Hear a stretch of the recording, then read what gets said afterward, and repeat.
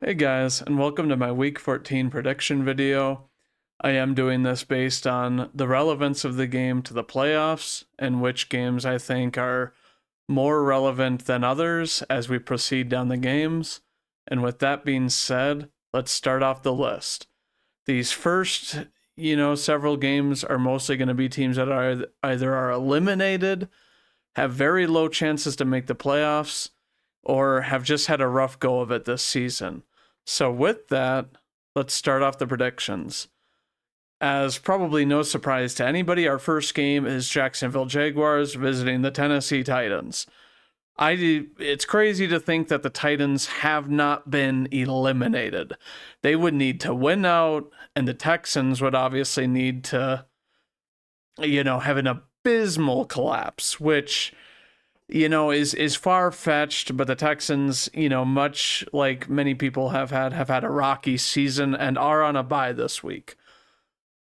But looking at this game, we obviously have no Trevor Lawrence. The hit to his head really kind of unnecessary, and it's a good thing that they suspended that player for 3 games, and I will not say his name. But looking at Jacksonville, Mac Jones came in and really did a lot better than when he was starting in place of Trevor Lawrence for a couple of games when he came in off the bench. I don't think that he's going to have success against Tennessee. It's a divisional opponent. Yeah, they have very slim playoff hopes, but they do have potential playoff hopes. And this team has been playing very, very hard and that sort of thing. And with it being a divisional game, I think they have their pride to consider against a Jaguars team that has ultimately played way below expectations, or what most people's expectations were coming into the season. And I think that Tennessee is going to put the heat on Mac Jones. I think it's going to be hard for him to operate. And without Jacksonville having a solid run game, and Tennessee even doing well against the run, I just don't see Jacksonville scoring very much. Whereas Tennessee has had more than a lifeless offense. So I'm going with Tennessee in this game. And let's move on. Saints visiting New York. As we know, New York is the only team in the NFC that's been mathematically eliminated from playoff contention. Now, the Saints are obviously in the NFC South and are trailing behind the Buccaneers and the Falcons. So they can still realistically get a playoff spot. I say realistically, but I say realistically with a standard that it's still going to be very hard. Obviously, look at the Falcons playing the Vikings this week, and that's probably a loss. But the Buccaneers losing against the Raiders, probably less than likely, because the NFC South, the only one making the playoffs is going to be the division leader at this point. It would be astronomically hard for a second team to be a wild card, get a wild card spot for the playoffs. So looking at this, the Saints have something to play for.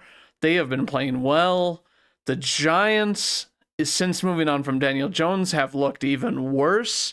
This is no surprise to me. Unpopular opinion, but I think that Daniel Jones, was making a case of why he wasn't the issue for the Giants.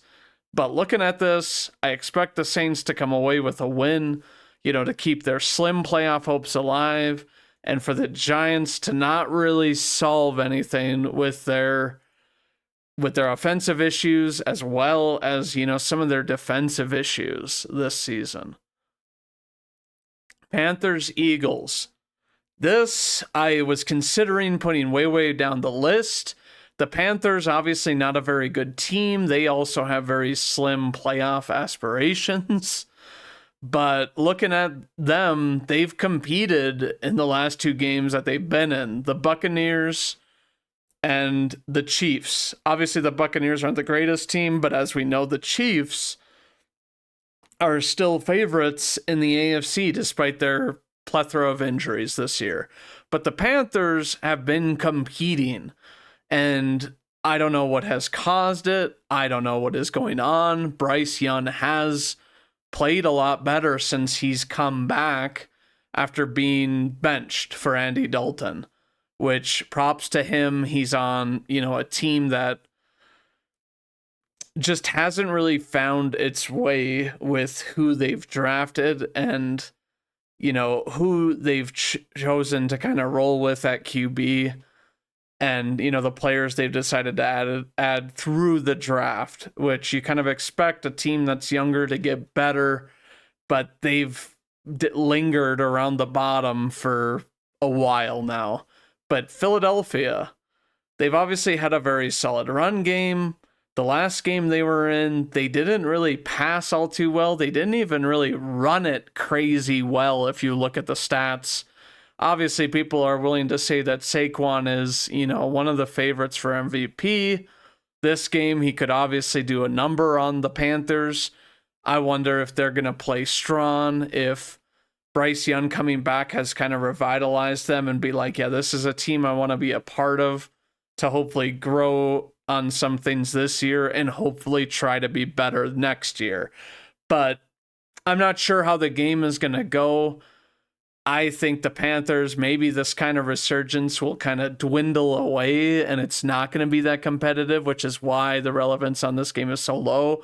The only way this game is relevant to me is if the Panthers, they win or they give Philadelphia a run for their money, because obviously if Philadelphia wins, it'll be like, oh, hey, they played a bottom 5 team and there's really no props to playing a team that's this bad, especially at home. So I'm going with Philadelphia, obviously, because I'm not a fool. I'm not going to bet on Carolina with a 13.5 point over-under. But, yeah, I'm going with Philadelphia at home to more than likely, slap around Carolina. Bears-Niners. The only reason I put this one higher is because these two teams... the Niners a little bit more likely can still make the playoffs. The Bears, it's incredibly low.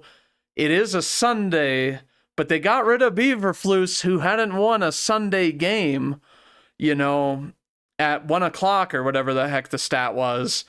And I think the Bears have still been playing hard. They gave the Lions, a run for their money, in a close game on Thanksgiving that we all expected, oh, maybe, this will more than likely go to overtime, but terrible, abysmal clock management, and I don't think a interim head coach would even let that happen. Like, it just seems like Eberflus wanted this team to fail or something, and that's why they fired him.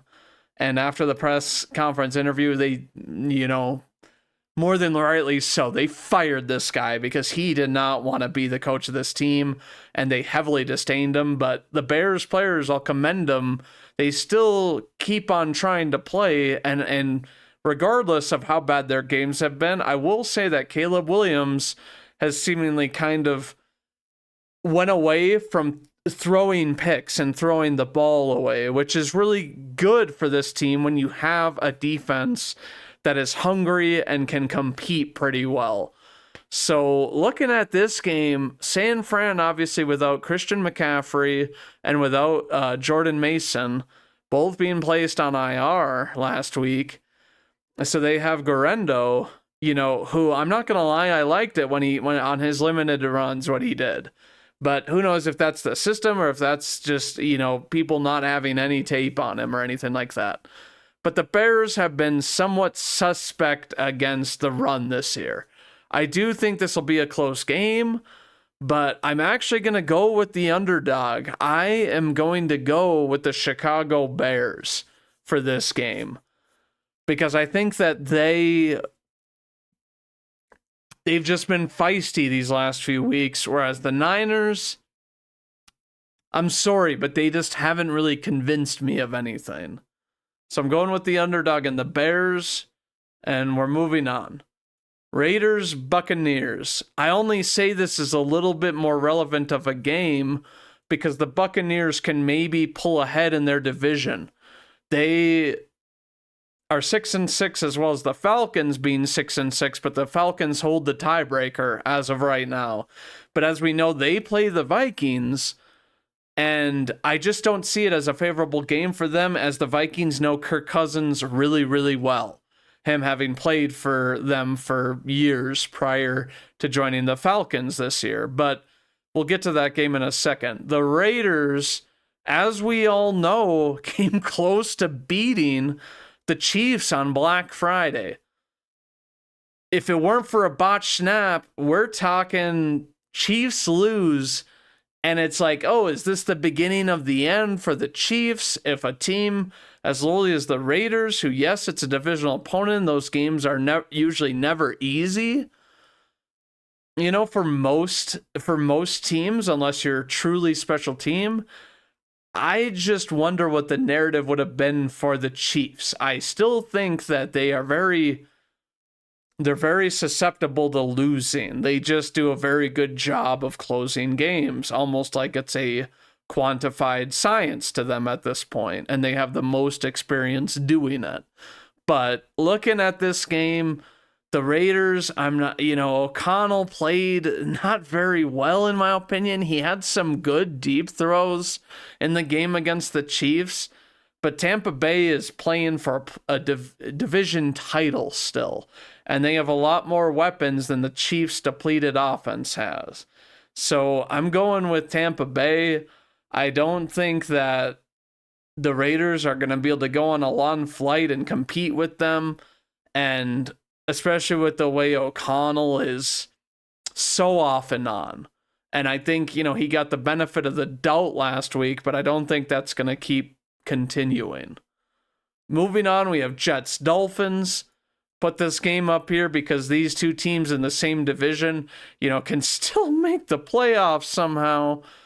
Albeit the Jets have a, under 1% chance to make it, but the Dolphins maybe can make the playoffs. 2 games below 500, still 5 games left. I think their defense has, started to play a little bit better, barring the Packer game where I think that they just suck in the cold, But looking at this, obviously the Bills in their division, and then it's like the only other team they're really competing with is the Jets, in that division, to hold that second spot, but obviously with the Jets going down to Miami, I think that the Jets are going to continue to struggle, even though they're sticking with Aaron Rodgers, who many are saying he sucks, but he's having a very average season, which we're not used to seeing from him. Therefore, he gets, bashed because of it. But Tua has cooked, and he's been throwing for a lot of yards, and their defense looks like they've finally started to really play up to their potential,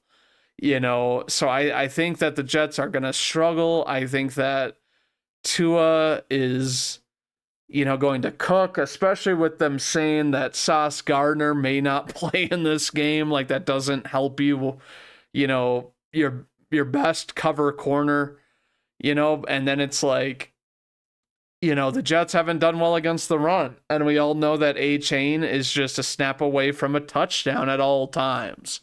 So I'm going with the Dolphins down in Miami in this divisional matchup, this AFC divisional matchup. Moving on, we have Bengals-Cowboys. I put this game a little bit higher just because I think that if the Bengals play a little bit of defense, they could win out and possibly get in the playoffs. Now, it's a long shot, but Burrow, if he was on a winning team, would be in the MVP conversation. He's clearly cooking. Dallas does have a win at home now, that win coming on Thanksgiving,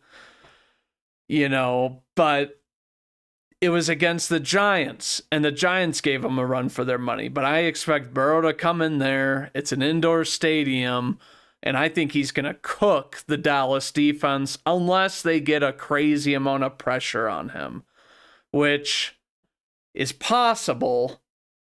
But even with how shoddy their O-line is, they've still been putting up mad points.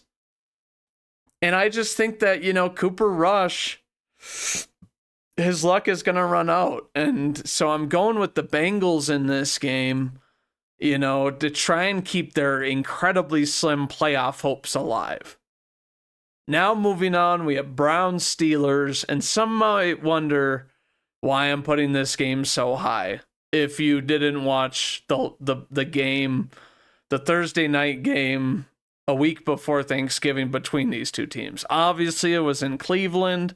It was the tale of two halves in terms of, oh no, snow the first half, and then just billowing snow coming down. And it just made me so happy because it's like, I'm like, this is a football game. You play in the elements, you have to overcome so much in order to do anything offensively. And the Browns played that nitty gritty football, and they just played grittier than the Steelers and a more dirty brand of football. So, and, Pickens has really been stirring the pot since that game with the Browns. And, while Pittsburgh doesn't have much to lose, if they lose this game, because they've owned the Ravens this year thus far, and the Ravens are still a little bit, inconsistent, but, so they can still win the division title, and they're really not at risk for losing a playoff spot if they lose this. But it can create a narrative that, like, oh, this is how you beat Pittsburgh. You really slap them in the jaw. You stop their run game. You make Russell Wilson have to throw deep when the other team is going to be expecting it, because I really am still not buying the Russell Wilson deep ball. I think that he gets really good opportunities because of the run game, and if you force them to have to throw it deep and the other team is expecting it, expect turnovers. And I think that, the Browns obviously played a tough game against the Broncos, who have a ordinarily tough defense, but were able to score a lot. I think that, they're going to be back for more revenge against the Steelers, trying to affect their playoff seeding. Because while I've said that the Ravens are inconsistent and they lost against the Steelers, I think winning the division here is what you really look forward to. And especially when Pittsburgh has games against the Ravens, against, the Chiefs here in the coming weeks. And, they could potentially lose, a couple of those games, for it to kind of affect the outcome of their playoff seeding. And nobody probably wants to go to Pittsburgh for at least one game. And I think it would be huge, just for their brand of style of football, for them to have a home field advantage game for at least one game. But I reluctantly am going to pick the Pittsburgh, thinking that, oh yeah, the Browns aren't going to sweep them. But I think that they played with so much fire the first matchup that maybe they can do it again. Seahawks, Cardinals. Now, if you told me this was kind of a pivotal game for the division, in week 14 before the season, and that neither of these teams would be, 8 wins or over, I would have said that's madness in this division. But here we are, week 14. This essentially could be for the division crown, in my opinion. Because you got Arizona, they lost against Seattle in their last matchup, but neither team looked that good. It was a 16-6 game, and it was just like, yeah, you're glad you get the win, but it's kind of like, oh, this is lackluster as hell. The only thing positive that comes out of it is that the Seattle defense, even since then, and in their last few games, they've been playing better football. Football that the talent level of that defense should be capable of. And, looking at that, it's a divisional matchup. It is down in Arizona this time. I just wonder, I guess whether or not the Cardinals can really keep up offensively. You do have Kenneth Walker and DK Metcalf questionable. I think they're a go. And then Leonard Williams is now with another questionable injury, and that has been his problem. He does a lot of good things while on the field, but he just hasn't consistently stayed healthy over his career. So looking at this game, it's in Arizona. I'm going to go with Seattle. I think Seattle realizes that with, not every one of their games at the end of the year is a gimme or anything like that. I think that Seattle needs to know that they need to put this division, close to putting it away this week. If they lose this game, they are leaving everything up to chance, as far as I'm concerned. They're rolling the dice, and I don't think they're going to be willing to do that. And I think that from a talent standpoint, they're just going to out-finesse the Cardinals. But don't be surprised if this is a close and gritty game. Next up, we have Bills-Rams. I put this up here because much like the Seahawks and Cardinals and the Rams being in the same division, they are still competing for a division title, potentially. And a division title is the only way that any team in that division is going to make the playoffs. The Rams obviously have an incredibly tough opponent that is red hot right now. The Bills, I think, look like the toughest team in the NFL right now because they can beat you so many ways. Allen, Cooks, the tight end room, their wide receivers. They just have so many weapons, and Allen is playing so incredibly well. And they want to win 7 in a row. And the Rams, to me, have had an inconsistent offense despite having all the necessary pieces, in my opinion. 2 good great wide receivers, Kyron Williams at running back. Yeah, their O-line isn't the best, but it's not like it's a complete horror story for the quarterback. Stafford, obviously, very good. Their tight end, while he's not crazy good, he will make catches that will change the game as a good security blanket. So I just wonder if they can go and they can play the Bills, and the only sort of reprieve they have from how dominant the Bills are is that they're not playing this in Buffalo, and they're playing it in SoFi. Even with that being said, I think the Rams are going to cut them up short. I think their defense, while it's not a terrible defense, it's a very middle-of-the-pack defense with a lack of star talent. So I think that Buffalo is going to pull away with a win in this game, keeping their potential 1 seed hopes alive if the Chiefs can drop a game between now and the end of the regular season. Moving on, we have Falcons, Vikings. Kirk Cousins returns to the bank, a team he said he didn't want to come back to because of them telling him that, hey, we're planning on drafting a quarterback in the first round, that quarterback being J.J. McCarthy at this point. Now you look at this, and it's like, I think that they're better off without Kirk. His aging body, obviously, and he had limited mobility before the Achilles, and now he has abysmal mobility afterwards. I think this Minnesota Vikings defense is going to absolutely put its death grip on Kirk Cousins. I think that Minnesota just knows him way too well. They know that he cracks under pressure. He's been throwing a lot of picks lately. And, even though they had a bye week, I don't expect the Falcons to really be resurged enough to take on a Vikings team that is, crazy dominant. And they just, and even though last week, it was a rough skid of it and all that, you have Justin Jefferson, who's one of the best in the league. And even the Falcons defense, if they can't put pressure on Darnold, it's going to be a long day.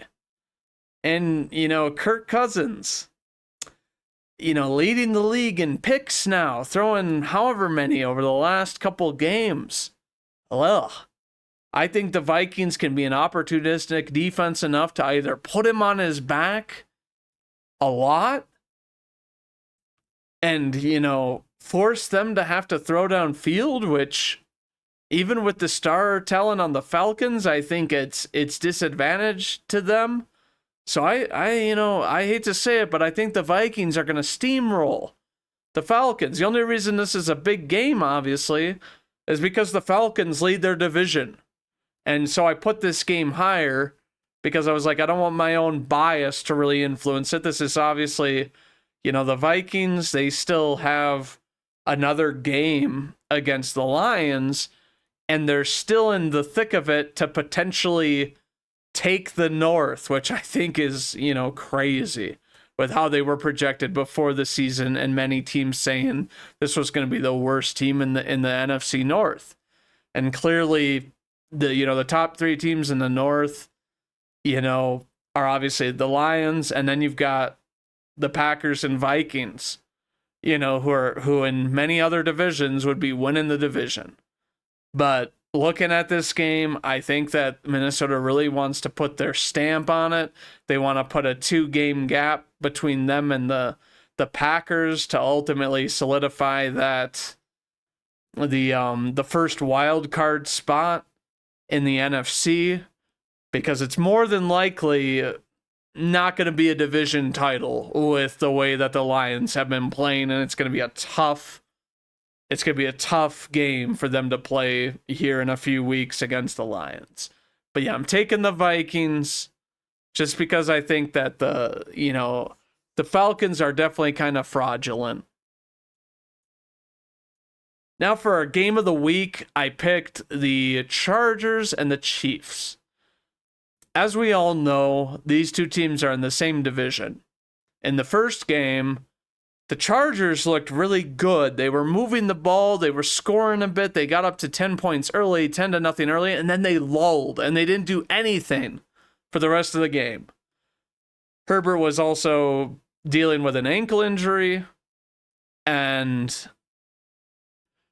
because of that, I think that it was a lot harder for the Chargers to really, have a solid game plan and execute fully against the Chiefs. But as we all know, the Chiefs, only having lost one game against the Bills this season, and it's at Arrowhead. But you look at it, I mean, this was a Chiefs team that at Arrowhead, they still almost lost to Raiders and Aiden O'Connell last week. If it weren't for a botched snap, they more than likely lose. And, we're like I said earlier, we're talking about a Chiefs team that it's like, can this team against all odds beat teams in the playoffs? Now, at this point, the Chargers are a playoff team. They are obviously second in the division, oh my goodness, now I'm brain farting. So they obviously are a playoff team. Let me look at this real quick. They are the 5th seed, ahead of the Broncos, who have, one more loss than the Chargers. So I'm not sure. But then again, the Broncos still have a playoff spot as the final 7th playoff spot in the AFC. Obviously, there's a lot of teams that have very, very low chances, and I think that the AFC is a little bit more solidified than the NFC is at this point. But looking at the Chargers, I think with a healthy Herbert and with a defense that hasn't been playing very well, like we've been accustomed to, that looks kind of tired. Like their players just aren't able to keep up that high caliber play. Don't get me wrong, they're not playing poor football, but you can only rely on your defense so much before they get fatigued. And this is true of any defense. So looking at this game, they do give Kansas City a 4-point advantage. So I'm kind of looking at this, but I'm actually going with the Chargers. I think that the Chiefs, it's at Arrowhead, but they've just had a very rough go of it this year. And I think that the Chargers have really kind of started to hit their stride, and the defense is playing very, very well. So I'm picking the Chargers over the Chiefs this week, in the hopes that, they can do this, and, the Bills take the number 1 seed. I think. And I think the Chargers are really not trying to lose a seventh game in a row against the Chiefs. I think that they know it. They also know that, the tackles for the Chiefs haven't been playing very well. I expect Khalil Mack and even Joey Bosa to have a game, getting after Mahomes and making it hard on him and, not letting him escape potentially because they know him way too well. They know what he's capable of outside of the pocket. And I think that the Chiefs at this point in the season are kind of wore down, from having to win so much and play in these crazy tight games all the time. And it doesn't get easier. It gets harder and harder and harder in those kinds of games. And I think the Chargers are ready to really stick it to them. But that's kind of my thoughts on this game. Tell me what you think in the comments. I know my Packers lost last night in an incredibly close game that, a second half that was crazy back and forth, but I'm still going to say it. Go Pack, go.